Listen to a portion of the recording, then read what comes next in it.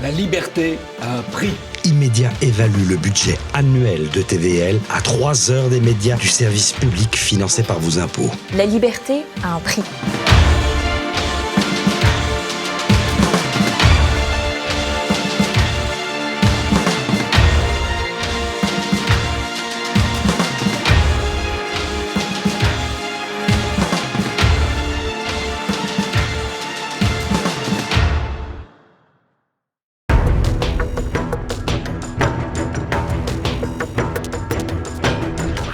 Bonjour à tous, bienvenue dans notre Zoom aujourd'hui en compagnie de Frédéric Pons. Bonjour monsieur. Bonjour Pierre. Frédéric Pons, grand reporter, spécialiste des questions militaires. Vous êtes d'ailleurs colonel de réserve au 8e RPIMA de Castres. Vous publiez cet ouvrage chez Artege. L'Arménie va-t-elle disparaître? Un conflit oublié aux portes de l'Europe, comme d'habitude à retrouver sur la boutique officielle de TV Liberté. Alors, les tensions sont au plus haut depuis la reconquête éclair par l'Azerbaïdjan en septembre du Haut-Karabakh, enclave séparatiste que Bakou et Erevan se sont disputés pendant plus de 3 décennies. Ces derniers temps, plus de 100 000 chrétiens ont fui pour rejoindre l'Arménie, puisque rappelons que le Haut-Karabakh est une enclave chrétienne en Azerbaïdjan. Quelles sont les dernières nouvelles que vous avez de ce conflit, Frédéric Pons? Alors, ce qui se passe en ce moment dans le Haut-Karabakh est assez opaque, puisque le Karabakh est interdit à la fois aux journalistes et à toute présence internationale. On sait que les 9/10 de la population arménienne chrétienne du Karabakh sont partis vers la République d'Arménie. Il reste dans le Karabakh, là où il y avait jusqu'en septembre 120 000 habitants, il reste peut-être quelques milliers, on ne sait pas exactement, de personnes plutôt âgées, des personnes handicapées et des gens extrêmement pauvres qui ne voulaient pas perdre les maigres biens qu'ils pouvaient avoir. Et tout ça se passe dans une ambiance très dure pour les gens qui restent, parce que, on le sait, dès septembre, quand l'Azerbaïdjan envahit avec son armée ce territoire, eh bien, des lieux chrétiens ont été fermés, les lieux de culte, les cimetières ont été vandalisés et pillés, et se met en place subrepticement, mais de façon très ordonnée et très annoncée finalement, une politique de discrimination à l'égard des derniers habitants chrétiens, avec un objectif, les faire partir tous vers la République d'Arménie pour achever le processus d'épuration ethnique et religieuse de l'enclave du Haut-Karabakh. Comment s'est déroulée militairement cette reconquête azérie du Haut-Karabakh? Alors, l'Azerbaïdjan, au fil des années, de ces 15 dernières années, grâce à son argent, à sa manne pétrolière et gazière, a pu reconstituer des forces, une armée moderne, avec des matériels américains, israéliens, turcs, avec des entraînements extrêmement poussés. On le sait tout cela, et les Arméniens le savaient, mais ils n'en ont pas tenu compte. Lors de la première guerre du Karabakh qu'ils remportent en 1994, les Arméniens conquièrent cette autonomie et le territoire. Et dès cette époque-là, les Azerbaïdjanais avaient dit « Nous reprendrons le Karabakh, ça prendra du temps, mais nous reprendrons ». Et il y a eu plusieurs séries d'accrochages, d'incidents plus ou moins importants. Et en 2020, deuxième guerre du Karabakh, l'Azerbaïdjan reconquiert les 2/3 de ce territoire, premier exode de population. Là, on constate que l'armée azerbaïdjanaise, qui avait été battue en 1994, est une armée moderne très efficace. Les Arméniens sont battus. Et en septembre dernier, l'armée azerbaïdjanaise repart à l'offensive sur des positions qui étaient très favorables et récupère le dernier tiers pour achever la reconquête totale du Haut-Karabakh. Est-ce que ces populations arméniennes du Haut-Karabakh se sont battues? Est-ce qu'ils avaient des armes? Est-ce qu'ils se sont opposés aux armées azéries? Ces populations du Haut-Karabakh se disent « Nous sommes le peuple de la montagne, solides comme le roc de leur montagne ». C'est vrai, beaucoup de gens courageux, mais face au rouleau compresseur de l'Azerbaïdjan, ils n'avaient pas les armes, ils n'avaient pas la défense antiaérienne, notamment contre les drones. Et malgré quelques actes de bravoure, de résistance, ils ont été balayés très vite, d'autant plus que l'armée arménienne de la République d'Arménie est restée l'arme au pied, ne s'est pas portée à leur secours. Et de la même façon, les forces russes d'interposition qui étaient là depuis 2020 sont restées l'arme au pied. Cette force d'interposition a regardé passer l'armée azerbaïdjanaise sans aller porter secours aux Arméniens. Et donc, les Arméniens du Haut-Karabakh se sont retrouvés totalement isolés, incapables de résister, et ils ont déposé les armes très très vite. Beaucoup ont fui pour rejoindre l'Arménie. Il en reste tout de même dans les montagnes du Haut-Karabakh. Est-ce qu'on connaît le quotidien de ces populations arméniennes du Haut-Karabakh? Ces gens-là sont en sursis.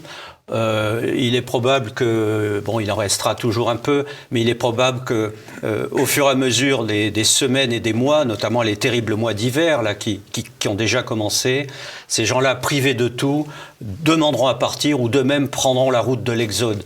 Les Azerbaïdjanais ne feront rien pour les garder, et on sait déjà que l'Azerbaïdjan est en train de faire venir ou revenir des Azerbaïdjanais qui avaient quitté cette enclave depuis 1994.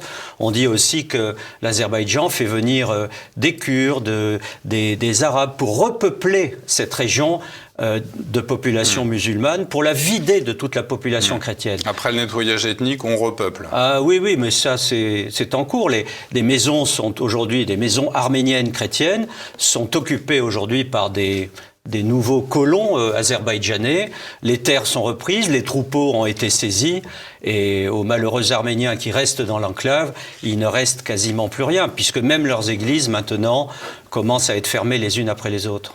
Alors, il s'agit bien, selon le droit international, ce territoire du Haut-Karabakh, il s'agit bien d'un territoire azéri. Mais oui, alors c'est tout le problème. En fait, l'histoire, pour aller très vite, remonte à 1921, quand Staline, qui détestait les Arméniens, qui se méfiait des Arméniens, décide de diviser pour régner. Et il va enlever 2 enclaves importantes, 2 territoires importants à l'Arménie pour les donner à l'Azerbaïdjan. Ce fameux Haut-Karabakh, donc une enclave de 11 000 km² à peu près, situé en plein territoire de l'Azerbaïdjan, c'était ingérable à terme, on le savait, mais ça a entretenu les tensions. Et puis une autre enclave qui s'appelle le Nakhitchevan, qui est adossée, coincée entre l'Arménie et l'Iran. C'est une enclave à l'origine arménienne. En 1921, elle est donnée à l'Azerbaïdjan. Un siècle plus tard, là, en ce moment, il n'y a plus un Arménien chrétien dans cette enclave du Nakhitchevan. Les cimetières arméniens ont été rasés. Toutes les églises sont fermées, et en Arménie, comme dans le Haut-Karabakh, les Arméniens disent ce qui s'est passé au Nakhitchevan va se passer au Karabakh. Dans quelques années, il n'y aura plus une trace de présence chrétienne dans cette enclave du Haut-Karabakh. Et c'est exactement ce qu'avait annoncé, c'est ça qui est fou, tout est écrit en fait, c'est ce qu'avait annoncé le président, l'autocrate Ilham Aliyev et ses amis dans un certain nombre de discours, de messages, de livres publiés par des historiens azerbaïdjanais. Ils disent très clairement que l'Arménie n'a pas sa place dans le Caucase. Par un négationnisme assez incroyable sur le plan historique, ils disent que les terres arméniennes d'aujourd'hui ne sont pas arméniennes. Ils nient l'arménité de l'Arménie. Ils considèrent que des pans entiers du territoire de l'Arménie sont azéris, et donc doivent revenir à l'Azerbaïdjan. Ils ont déjà préparé les noms de ces nouvelles régions dont ils vont s'emparer peut-être dans quelques mois ou quelques années. Et par exemple, la province sud de l'Arménie, le Syunik, qui est la province la plus menacée, ils l'ont déjà rebaptisé. Pour les Azerbaïdjanais, c'est le Zangezur. Ce n'est pas une terre arménienne, ce n'est pas le Syunik, c'est le Zangezur azéri, où les Azerbaïdjanais ont vocation à revenir et à s'installer. En Ukraine, comme en Arménie, donc ces populations civiles payent la folie des décisions territoriales prises par les soviétiques. Oui, Lénine, puis Staline. Lénine, Staline et l'Empire soviétique avaient entretenu tout cela. Et ces populations paient aussi le désir de puissance, l'impérialisme, l'hubris des dirigeants actuels, notamment à la fois en Azerbaïdjan, les Turcs d'Azerbaïdjan, puisqu'ils sont turcs, et les Turcs de Turquie avec Erdogan, le président Erdogan, qui soutient à 100% les projets de son camarade azerbaïdjanais. Le 21 novembre dernier, le président azéri Ilham Aliyev a accusé la France de préparer le terrain pour une nouvelle guerre dans le Caucase en armant l'Arménie. Quelle est la politique réelle du Quai d'Orsay en Arménie aujourd'hui ? Oui, il s'est donné beaucoup d'importance à la France. Il y a un lien très fort entre la France et l'Arménie, entre le peuple français et le peuple arménien. Depuis très longtemps, il y a une très forte diaspora arménienne en France, peut-être 600 000 Arméniens de différentes générations. Et donc, il y a une réalité à travers ce lien à la fois historique, politique et culturel. Le problème, c'est que toutes ces dernières années, et pas seulement du temps d'Emmanuel Macron, la France s'est un peu éloignée de l'Arménie. Et au moment des crises les plus graves, en 2020 et en septembre dernier, la France, Emmanuel Macron, ses ministres, ont fait de très beaux discours. Mais jamais suivi des faits. Comme au Liban. Et oui, et les Arméniens disaient, bon, c'est très bien, merci la France, mais que faites-vous ?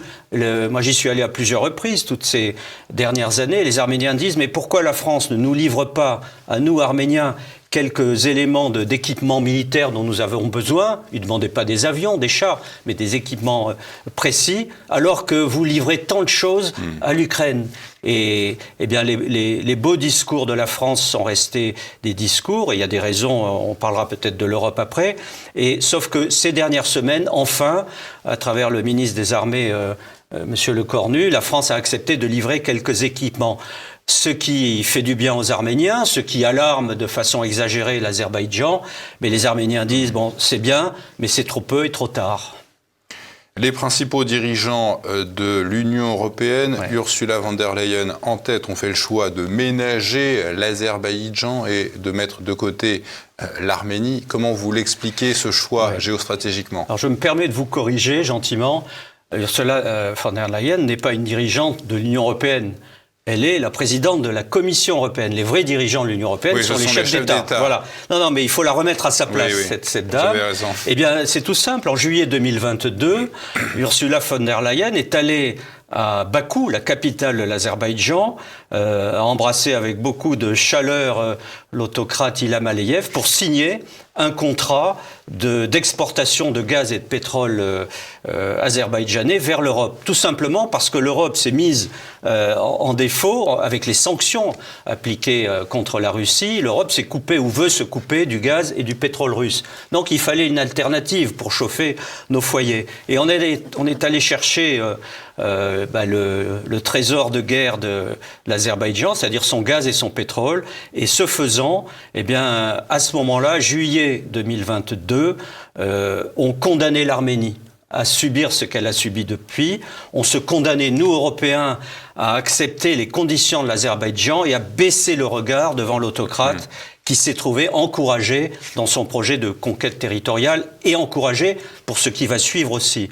Et donc Emmanuel Macron et tous les autres dirigeants européens sont finalement ligotés par cet accord sur l'énergie, ligotés par les initiatives de Madame Ursula von der Leyen et de la Commission européenne.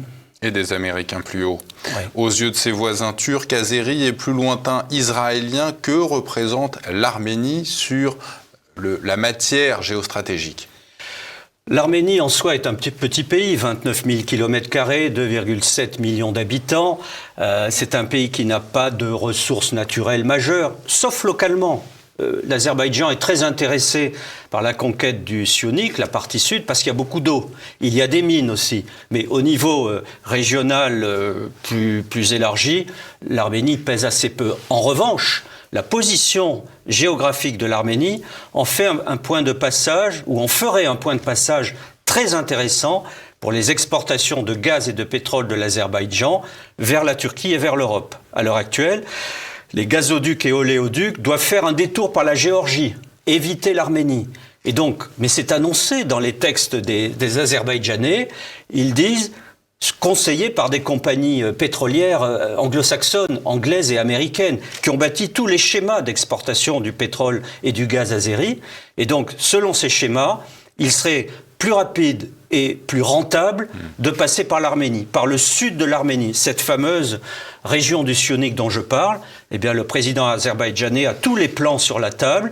Il sait que pour vendre plus de pétrole et pour gagner plus d'argent, il doit en finir avec ce caillou arménien là qui est dans sa chaussure, et il doit s'emparer au minimum d'un corridor pour faire passer ses oléoducs et gazoducs, ou au mieux, parce qu'il sera encore plus gagnant, s'emparer de la partie sud de l'Arménie, où là, il pourra non seulement faire passer ses oléoducs et ses gazoducs, mais s'emparer des mines qui se trouvent en Arménie, s'emparer des formidables réserves d'eau, et l'eau est très importante, et puis aussi un autre aspect, fermer la frontière avec l'Iran. L'Iran a une frontière ouverte avec l'Arménie, c'est le poumon économique pour l'Arménie, et si cette frontière est fermée, les jours de l'Arménie seront comptés très certainement. Et sur le fait que Israël, Tel Aviv ait pris fait et cause pour l'Azerbaïdjan, comment vous l'expliquez ce choix ? Oui, alors Israël n'a pas un amour fou pour les Turcs chiites, parce qu'ils sont chiites,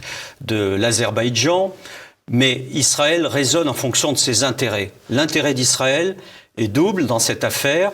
D'abord, ils vendent des armes, ce sont des affaires, du business, du commerce. Ils vendent des armes, et l'Azerbaïdjan paie très bien. Et en retour, ils obtiennent de l'énergie à faible coût, l'énergie de l'Azerbaïdjan. Donc ils sont gagnants sur ce plan-là. Et puis il y a un autre aspect, la plus géostratégique, plus militaire. En prenant pied en Azerbaïdjan, Israël prend pied au nord de l'Iran. L'Iran est l'ennemi existentiel d'Israël.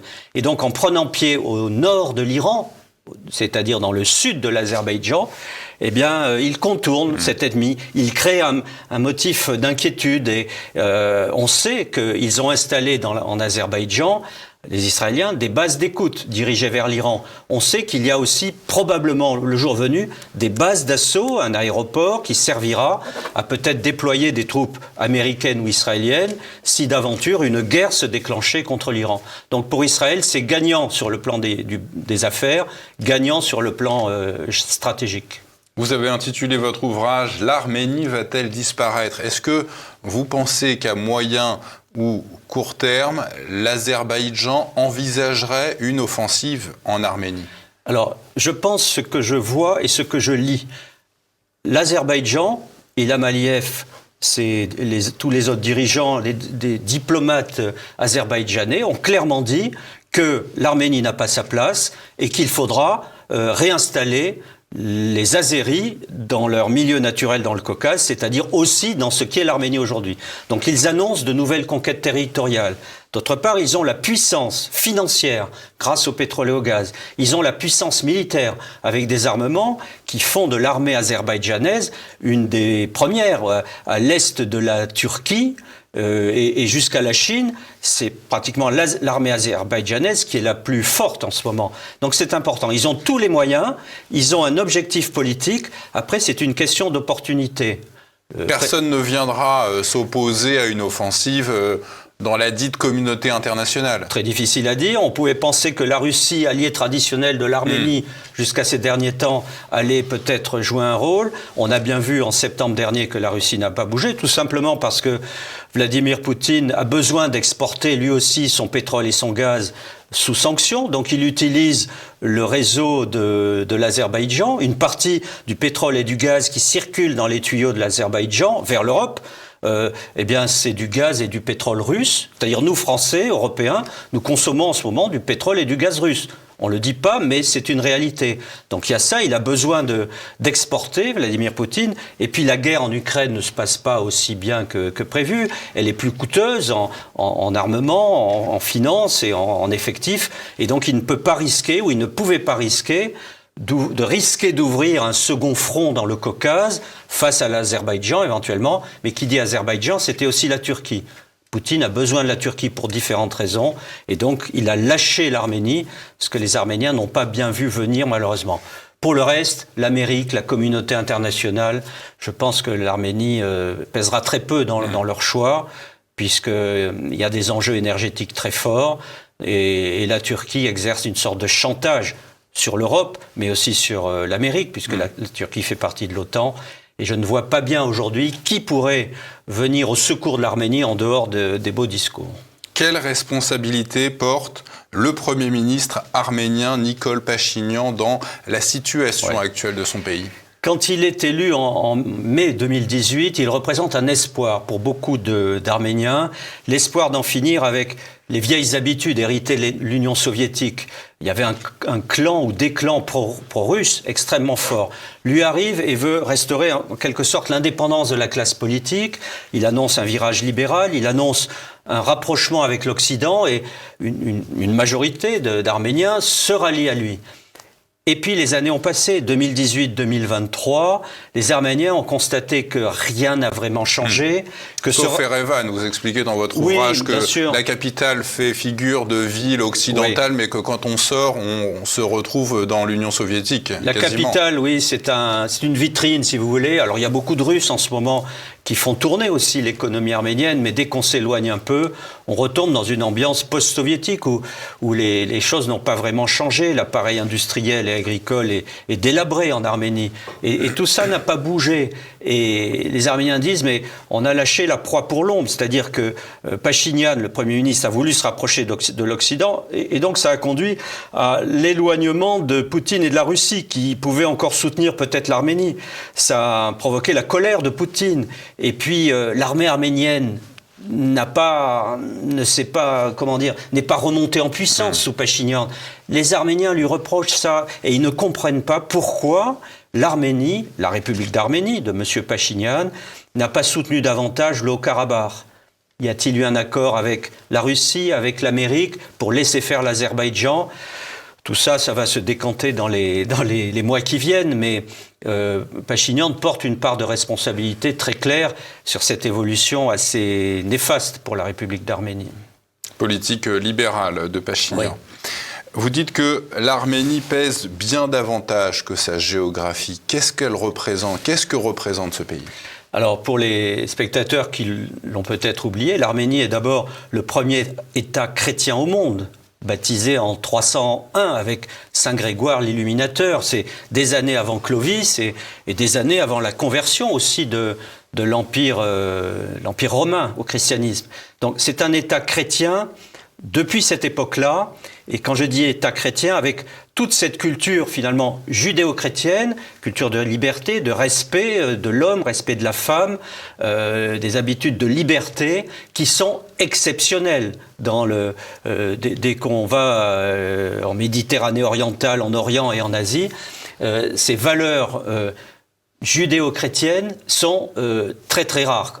Et donc l'Arménie est vraiment, quand on va là-bas, on s'en rend compte, un bout d'Europe tombé dans le Caucase ou fiché dans le Caucase depuis bien plus longtemps que beaucoup d'autres États. L'Arménie est un peu un miroir de ce que nous sommes avec cette ancienneté si particulière. L'ancêtre de l'Europe ? L'ancêtre de l'Europe, ce serait beaucoup dire, et ce serait faire injure aux vrais ancêtres de l'Europe, mais il y a une réalité. Et les Arméniens nous le rappellent souvent, qu'ils sont nos cousins, peut-être pas nos frères, mais nos cousins, et que ce qui leur arrive à eux pourrait très bien nous arriver demain, face à quoi ? Face à cet impérialisme, alors géopolitique, mais aussi civilisationnel qu'affronte l'Arménie. Depuis quelques années, avant ça n'était pas le cas, mais depuis quelques années, dans les discours des Azerbaïdjanais, on voit apparaître ce thème de la lutte du croissant contre la croix. C'est assez nouveau, mais ça revient très souvent, même dans les discours du président Aliyev, qui n'est pas plus musulman que vous ou moi, mais ça revient. Et il y a une guerre de conquête civilisationnelle appuyée par la Turquie, au détriment de l'Arménie. Et l'Arménie nous dit, attention, ce qui est en train de nous arriver, eh bien demain, ce sera peut-être l'Europe qui sera en première ligne. Eux disent, nous sommes en première ligne. Les chrétiens du Liban, à une époque, nous disaient cela, ils le disent encore. Les chrétiens d'Irak et de Syrie, nous sommes en première ligne. Ce que nous vivons, peut-être que c'est demain, ce sera votre avenir. Donc, aidez-nous aujourd'hui pour ne pas avoir à le regretter demain. C'est le message de l'Arménie. Qu'est-ce que vous espérez comme dernière question dans ce conflit, Frédéric Pons ? Moi, ce que j'espère, c'est que la France retrouve son rôle historique, dégage une vraie politique à l'égard pas forcément du Caucase, mais à l'égard de ce pays qui est un peu de nous-mêmes, et qu'on aille au-delà des mots et de la communication, et qu'on se réengage un peu plus sur le plan culturel. Il y a une attente énorme sur le plan politique et sur le plan militaire à l'égard de ce pays, sans aller faire la guerre là-bas. Mais si on ne montre pas sa force, on est faible dans ce genre de pays. Et si on est faible, on est condamné à être bousculé, humilié. On l'a vu en Orient, on l'a vu en Afrique, au Sahel ces derniers temps. La France pèse de moins en moins parce qu'elle n'a pas le courage de ce qu'elle est, de son identité, mais ça commence déjà chez nous, à l'intérieur de nos frontières malheureusement, et elle se condamne à se replier et à subir les coups sans pouvoir répondre puisqu'elle a des doutes elle-même, la France, mais l'Europe plus largement, sur sa véritable identité. L'Arménie va-t-elle disparaître? Un conflit oublié aux portes de l'Europe à retrouver comme d'habitude sur la boutique de TVL. Merci monsieur. Merci Pierre, merci beaucoup.